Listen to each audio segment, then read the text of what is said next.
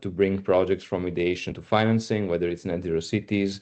Of course, the Covenant of Mayors itself, it's more of the network side of things, but also brings initiatives to us as well, and all the others that you can see here, depending on the sectoral identification.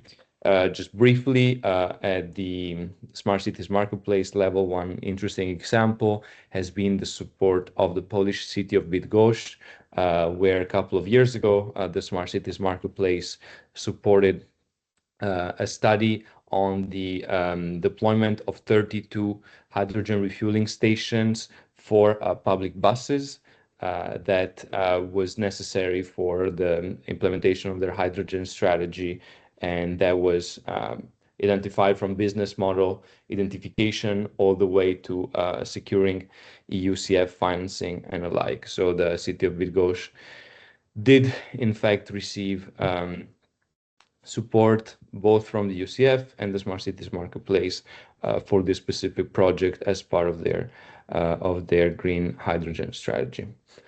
In general, people and cities, especially smaller to middle-sized cities, but not exclusively, can apply to the Smart Cities Marketplace at this following address. And we can still, for a few months, then the initiative will evolve in different ways, support cities in this regard. Right. Now, just a couple more points to set the stage for Philip. Would like to see and show you a few points regarding the increasing challenging financing environment that has been, identified by cities over the past years. If we see at the funding sources of cities' infrastructure investment activities, for instance, the last time this was aggregated at the European level was 2022, and they found that only 18% of the sources of capital for cities' infrastructure investment activities came from external debt financing. This means that the rest came from either city funds or investment grants from the city level or the supranational level. Of these, it's broken down into point C. This form of external financing for municipalities come from commercial bank loans, loans from national promotional banks, EU-funded financial instruments, and loans. But if you see at the right, extreme right of this, capital market green bonds is at the very bottom. So in this assessment of cities financing in 2022, green bonds was just 3% of 18%. Which means, of course, in the end, less than 1% of all the capital needs were covered by capital market green bonds, which is an basically untapped source. They tend to be in some assessments. You can see here specifically a CCFLA interpolation graph that shows the specific instruments that can be used between revenue and expenditure. We can see that the extent of autonomy and seating capacity and capacity for expenditures focuses on top right on municipal green bonds, private-public partnerships, and direct borrowing, carbon emission markets. It means that these instruments specifically can give a high level of autonomy to cities in identifying which projects to support, because they issue directly to public investors or private investors, but also they can have higher amounts that can be raised with these instruments. It means that you can have quite significant issuances and choose your own projects. Let's give a little focus on these bonds. So in the past years, between, let's say, 2023 and now, some seizable issuances were made at the EU level in the green bond space. I'm thinking about the city of Paris in 2024 that issued 1.25 billion euros on energy efficient buildings, social housing renovation, and climate adaptation. The Île-de-France, so the region where the French capital is located, issued a 1 billion euro bond to fund its public transportation extension. If you have been to Paris lately, you've seen that they are expanding their metro lines from 14 to 19. This was part of it. The city of Berlin also issued 1 billion euros for energy efficient public buildings and clean transport. And the city of Amsterdam in 2023 issued a 600 million euro bond to support circular economy and clean mobility, among other things. So you see that European cities, here it's an extract, especially capitals have done it, but others are doing it as well. I will leave this with the slides with you, but if you want to follow this specifically, this is an example of how a green bond goes from ideation to issuance, um, depending on the needs. Here specifically was done in Mexico City, so you see the federal government supporting here and everything, but of course this can be applicable as the same steps across countries. I see that my time is coming to an end, so I will just simply say that in the steps towards bond issuance, you will also be asked to draft a bond framework. That can be a green bond framework, a social bond framework, depending on the type of bond you're trying to issue, and these will be the different components of it. We have done, as part of Net Zero Cities, we've offered support to some cities regarding their drafting of the green bond framework. This does not force cities to then issue immediately, but cities need to have green bond frameworks if in the future they want to issue. They will allow them to select, for instance, categories that are eligible: renewable energy, for instance, electricity generation from photovoltaic and solar energy, green buildings, thermal renovation, construction of buildings according to specific standards, clean transportation. So basically what you're doing is pre-identifying the categories that you can issue and finance projects with, and then you can afterwards issue the bond and support it. So my time has come to an end. Thanks, everybody. If we'll have time for Q&A, we'll do at the end. Otherwise, I'm happy to share my email with you and you can reach out eventually. Thank you. Amazing. Thanks a lot, Tommaso, for respecting the time as well, and for giving us this overview before the presentation are starting. So now I'm calling Philip. Please, Philip, the floor is yours. Hi, good morning, everybody. I'm switching to my presentation also. I will try to stay within 15 minutes. I have a lot to tell, so let's see where I get.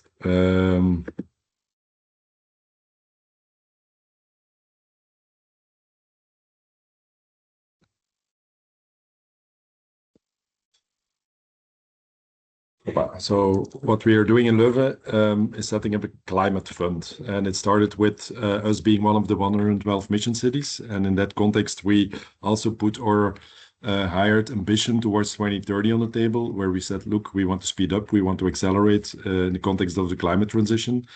It started for us with also an overview of where is that CO2 that we want to tackle. And based on that, we handed in our climate city contract, and the strategy of our contract was, look, if we look ahead and we want to get to climate neutrality, there's a lot of barriers in the way.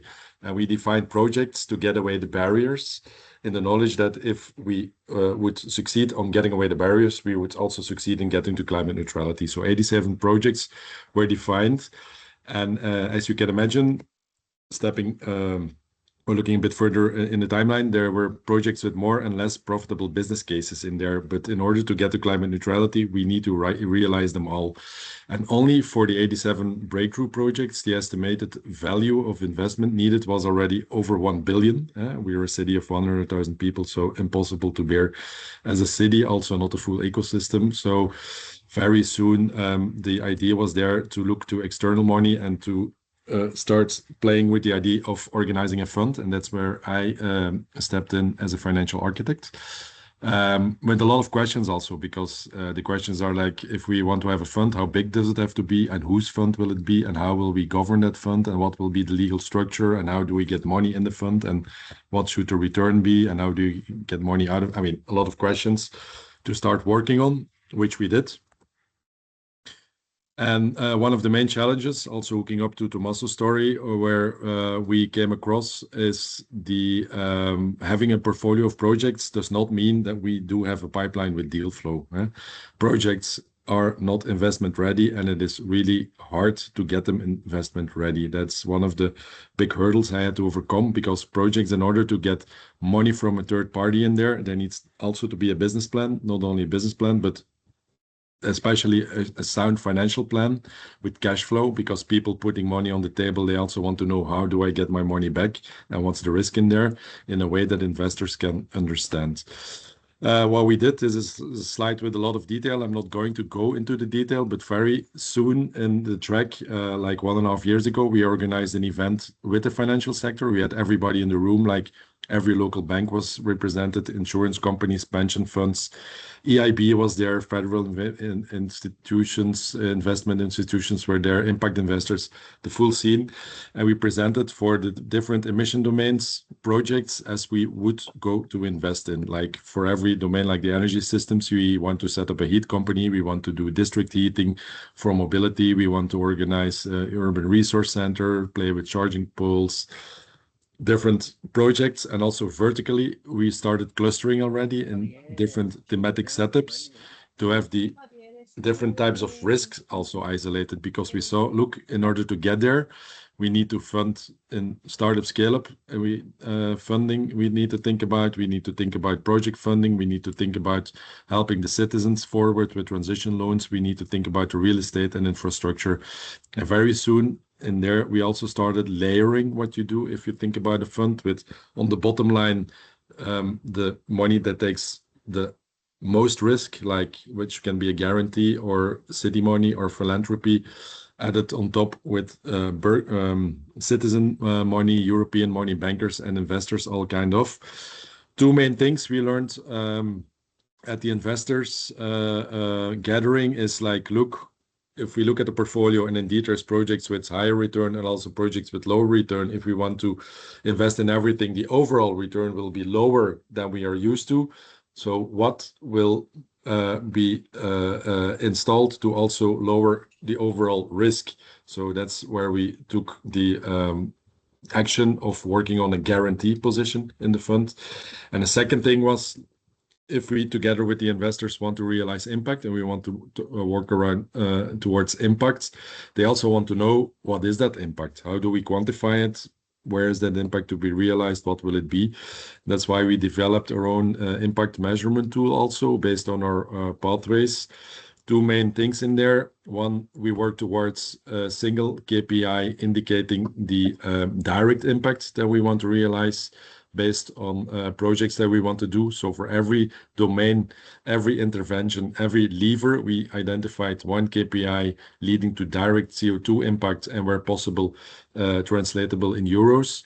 But even more important for us is also that we defined the co-benefits. So for every domain, for every intervention, for every lever, we identified and defined economic co-benefits, health co-benefits, social justice, and ecological co-benefits, where possible, translatable into euros, so we can bring that into the game of the overall approach.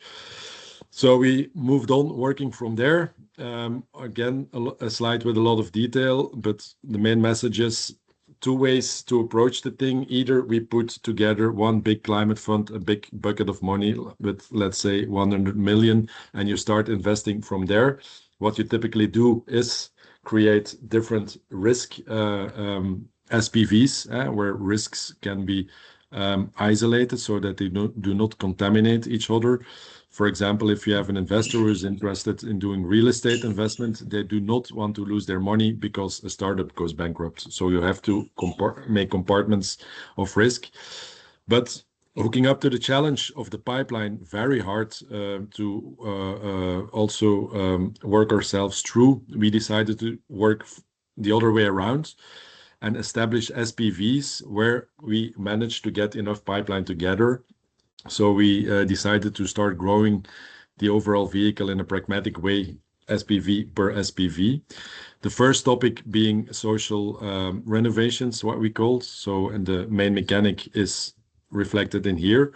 So we want to realize profitable impact projects who create a financial lever, part of which we want to use to realize impact projects of which we need the impact but who are normally not bankable, so that the overall return is topped off and that we have investors who are willing to take the risk to be happy with the lower overall return, but maximize on impact. So where are we today? We are launching our pilot projects, and the target is to do that in summer. We built together a pipeline of leverage projects, as we call it. So the projects which have a higher return. Some examples in the pipeline are 18 houses of the city that need a renovation, which will be ended in the hands of a leasehold company who does the renovation with money of the climate fund. Another one is the rebuilding of a school into a social housing project, and the other one is also another social renovation in the main street of Leuven. What do we want to make happen?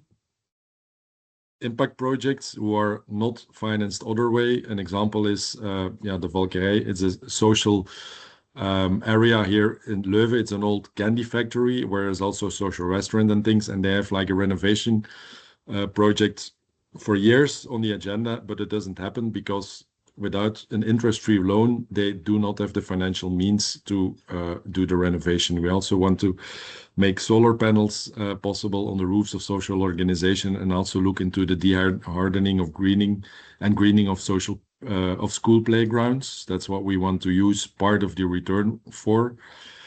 What's the status today? So as I said, the initial pipeline is built and the pilot is being organized. So we have decided on the corporate structure, which will be a corporation.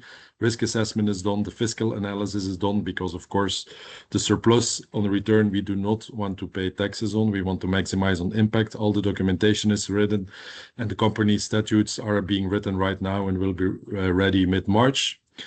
Actually, yesterday we reached the final city commitment on yes, there will be a fund, and yes, the city will be co-founder of the fund, and yes, the city will put a first loss guarantee into the fund. So there was a big step that was reached yesterday.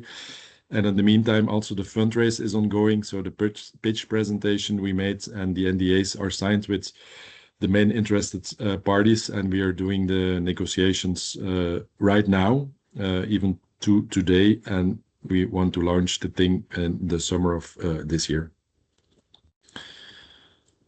Voilà. I have no view on time, but that was in high pace, a lot of content that I wanted to share. Amazing. Thanks a lot, Philip. That was quite complete presentation, and I'm sure that it will inspire others for questions.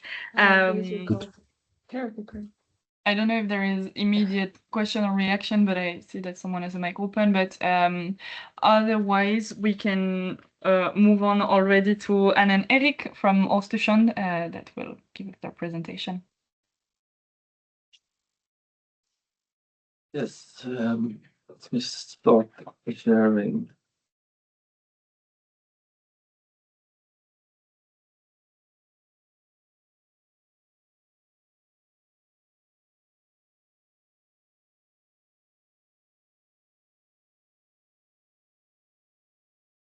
Östersund, Head of Finance. With me, Anne.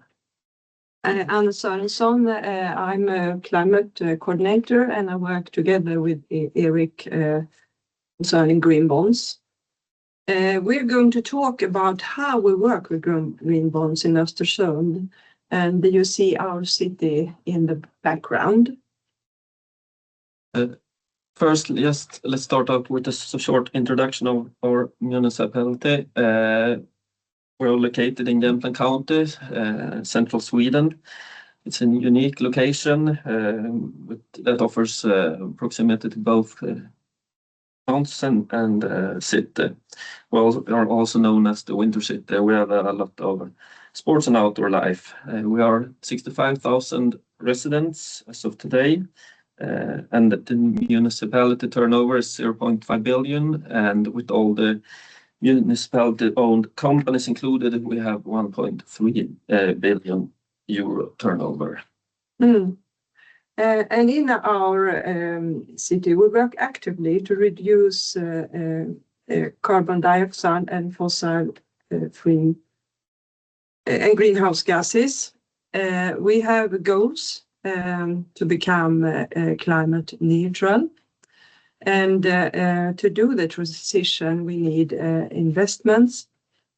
And if the investments qualify in our green framework, we can launch them as green investments and green bonds. And we launched our first green bonds in 2017.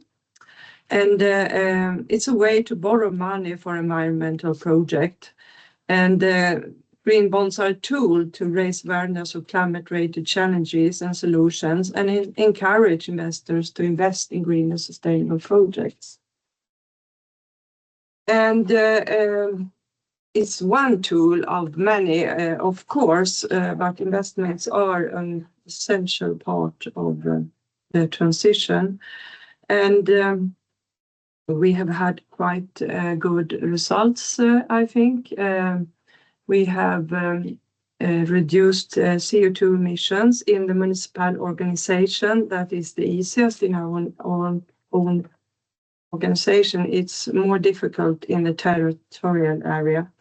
But the status from 2010 to 2024 is 90% reduced. And actually, we are finalizing the evaluation for to the year 2025, and it seems that we've reached 90% reduction. And if you look at the territorial area, emissions have been reduced around 60% from the year 1990 to 2024. And you can see the transport sector is the most difficult one to handle, but reduction has been made in nearly all sectors. And at the moment, actually, we cope with the Paris Agreement. You see the brown triangle is the how much emissions we have left to cope with the Paris Agreement. And you can see that the years coming, we have to reduce even more. If we could keep on with the business as usual scenario, we will not cope with the Paris Agreement. But we're keeping working and using green bonds. As for the financing model, start off in Sweden, we have a very decentralized welfare model. This has resulted in very low government debt, but at the same time, high municipal debt. And in Östersund, the municipality group consists of 3 companies. We have a large energy company, and we also have a public housing company and a biogas company. And together we have a total loan debt of 890 million euros. And currently 93% of all outstanding bonds are with so-called green bonds. And the city of Östersund is financing our loans through an internal bank. This means that the municipality is borrowing directly from investors on the capital market, such as pension funds, investment funds, bank treasurers, and such alike. Then we own lend to the group companies for their needs. And this setup results in much cheaper financing cost than traditional bank loans. The municipality has a credit rating from Standard & Poor's, which is the second highest, AA+, which means that we can be seen as a very safe counterparty by the investors. The demand and interest for green bond has been very high during recent years. We have a green bond framework that limits the investments that can be financed through these green bonds. The framework has been given the highest rating, dark green, by a second-party provider, S&P CICERO. And the large allocation of funds for us goes to renewable energy. However, we are facing major investments in both electricity grids and sustainable water. And besides the framework, for us, the key difference between regular bonds and green bonds is the reporting. Every year we publish an impact report that describes what investments we have allocated the money to and what environmental effects it has had or is expected to have.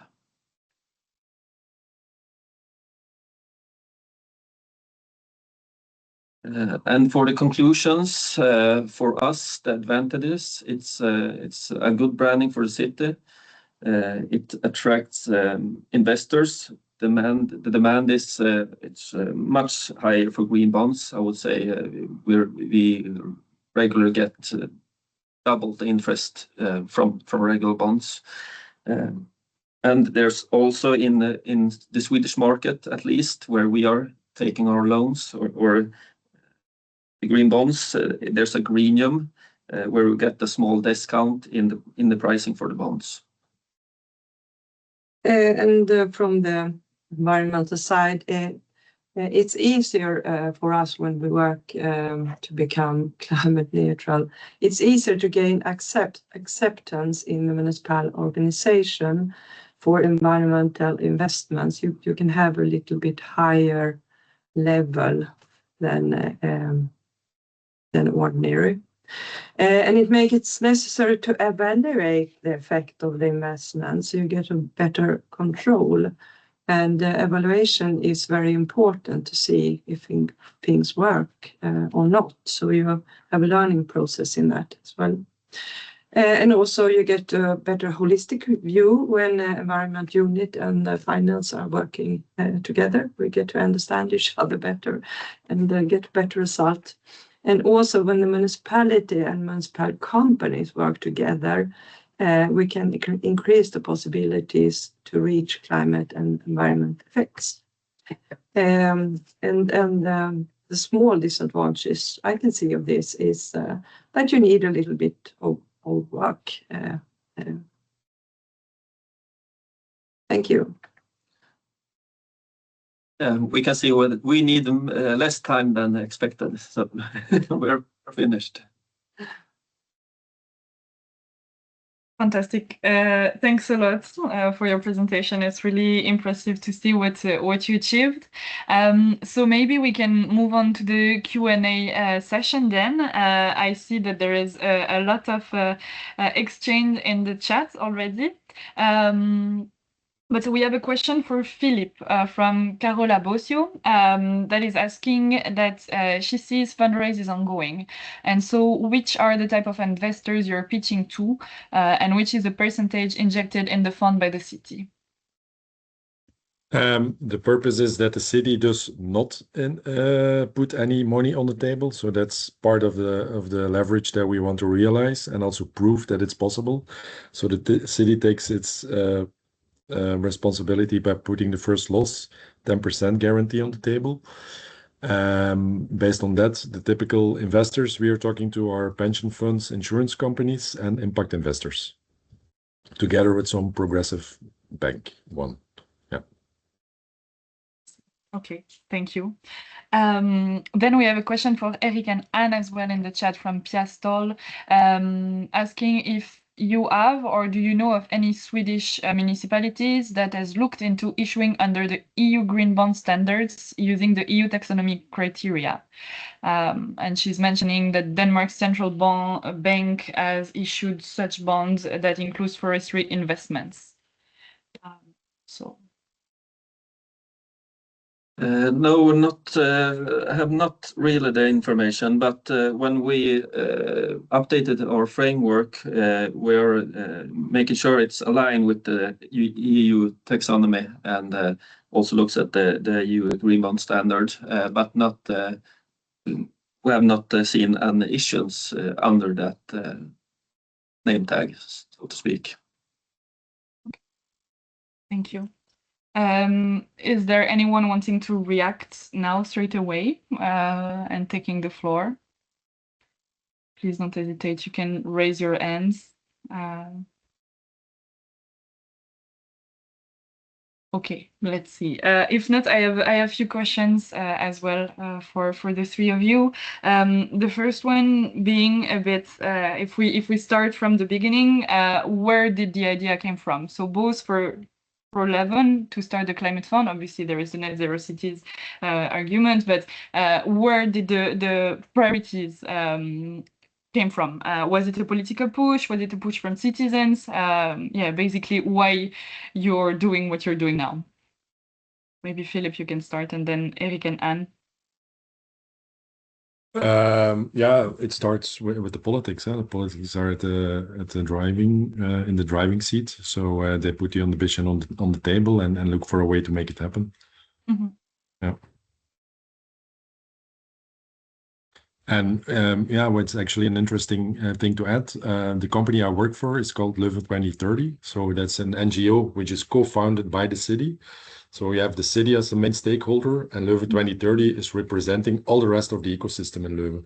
So in that way, we want to target not only the city as a legal entity, but the full ecosystem of all companies, all citizens, all education institutions, everything.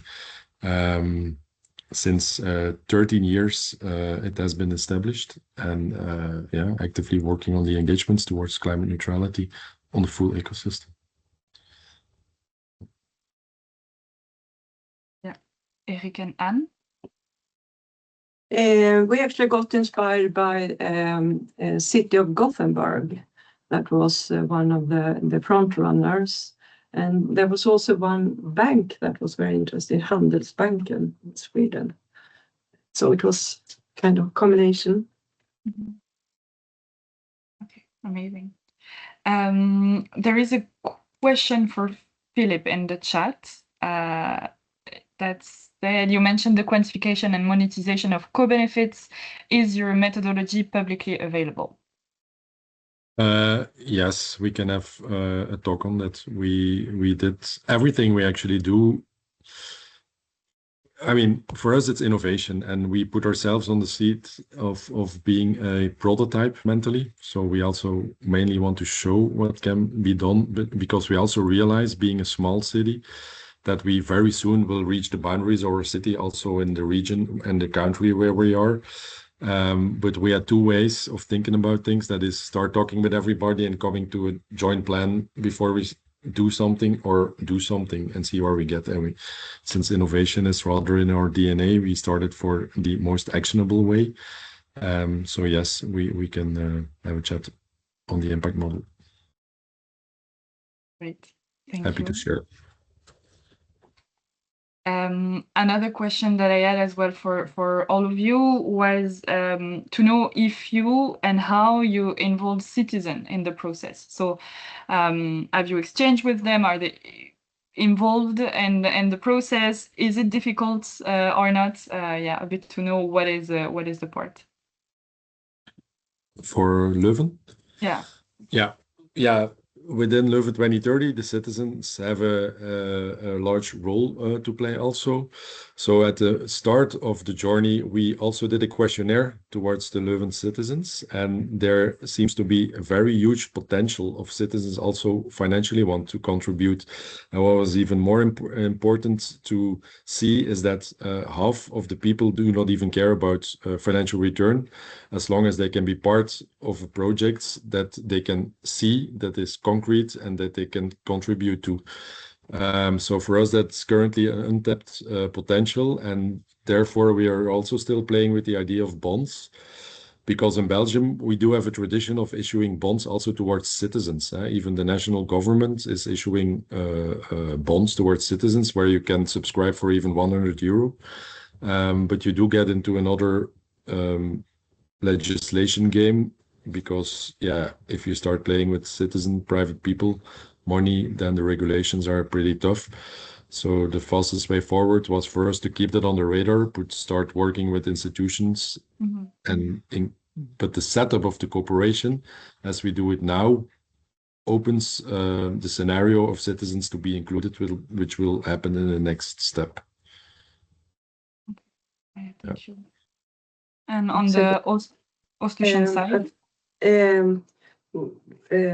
We're working very much with both the public sector and also companies, but not with green bonds. But there is an active work with climate issues. But and we have every year have a big seminar open for everybody that we speak about climate issues. But the green bonds are only for the city and the municipal companies. Okay. But it so you can see so you can see the results of it. Yeah, fantastic. Yeah, another quick question that I had for you from Östersund was to know a bit on which topic you would recommend the cities to start with when looking into green bonds. Is there something easier, something that is the easiest door to open? Would it be mobility? Would it be energy? Would it be anything else? What would be your key point to start easily? Depends on your needs, I think. Where are investments needed and which goals do you have in which sector? But then you need a green framework. Yes, I think it was mentioned before that you need a green bond framework to start there, see what projects you have within your city or municipality, and invent what sort of finance needs you have and start in that end. Okay. Yeah. What is for us also an important consideration is that the bank loans for us as a city are still cheaper as also the percentages that I see around in the chat. So that's also, part of the puzzle. We can get cheaper to bank loan. Okay, some questions coming in the chat. First is, how do you get in touch with investor? Do you have intermediary organization facilitating the investor meeting, or do you do it one by one? I guess it's for everyone. Yeah, we organized one central event and that was really sold out. So there was a lot of interest in Belgium and on a European level to attend.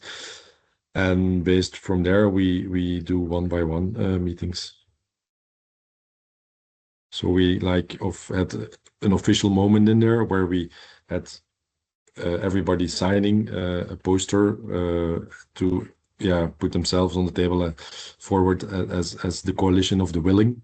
And with them, we started working and puzzling further on the structure and the approach.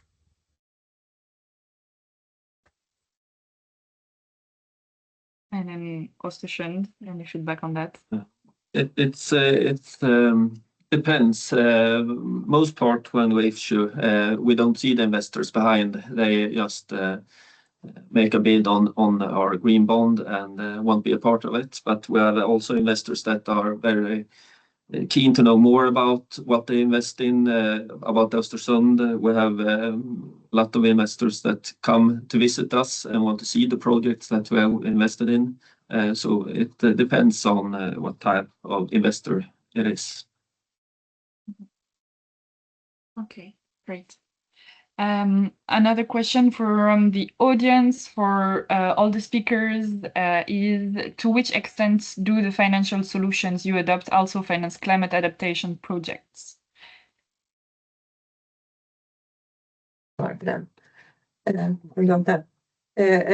We have climate adaptation projects in our green framework, and they are actually quite important because the climate is changing and we start to see the effects now. So we can do these kind of projects. Yes. Biggest part in our framework are energy transition projects. Yeah, that's the same for us. Part of what we generate, we also want to invest in adaptation. Yeah, like deep paving and greening. Okay.